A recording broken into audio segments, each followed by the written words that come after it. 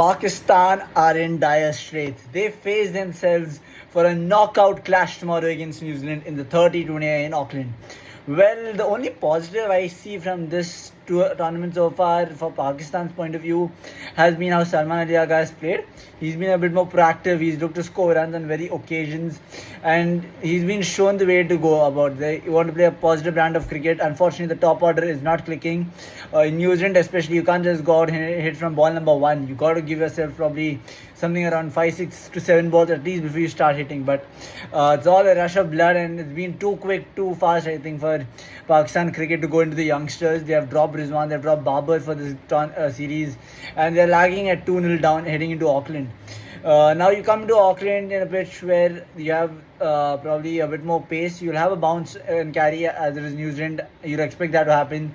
But the pitch and the field dimensions are very weird. It is not a usual cricket ground. If you see, it has a very weird dimension to it, how the field is placed. And I think that might just affect them and help them because it is a shorter boundary to one side of the pitch, and with these type of players who like to play attacking type of cricket, you never know. You can just go out and probably play your shots. So, and if it clears, it does clear. So I think the approach is not going to be changed. They'll be looking to play the similar approach when they come into tomorrow.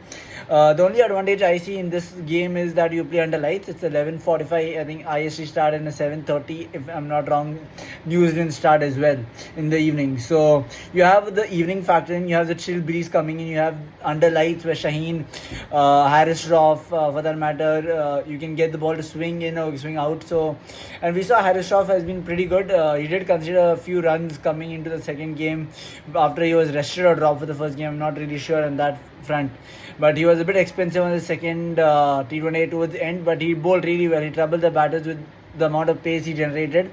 So looking forward to him, Shaheen, doing much well. And I think this has to be an all-round performance from Pakistan if they have to really bounce back and save some face in the T20 format. They have played 10 and lost 10 against the big teams in the T20 recently, and that is not a good record to have. They have changed captaincy. They have had Rizwan, they have had Salman, but nothing seems to be working. They have just not been able to crack a winning formula in T20Is. I think it's simple yet difficult method for them. They just got to trust their instincts, give them some time, probably 5 to 10 overs. 5 to 10 overs, I mean, like, you don't have to go at 3 or 4 runs per over. Probably in the first 10 overs, you have to be around 80, 85 for no loss or for 1 wicket maximum. But the way these players are playing, they look to be 10 overs, 140, 150. They just want to whack and probably reach a position where they can hit 230, 240 every single match. But unless you stabilize the base, that isn't going to work to that extent.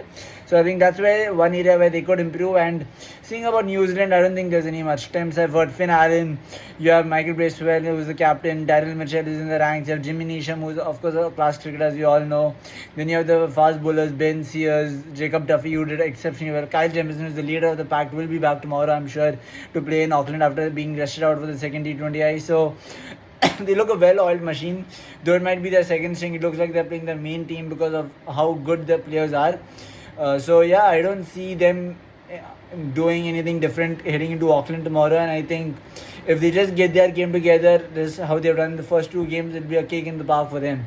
They might just wrap the series up 3-0 and head into the last 2 games with nothing much to be left to play, rather than just proving probably to finish with the 4-0 or 5-0 scoreline. So it's all work to be done by the men in green in this corner tomorrow at Auckland. New Zealand can take it easy. They gotta just play their own brand of cricket and hope that they just churn out and get the results which they want tomorrow as well, and seal the series with 2 games to go in Auckland. Thank you.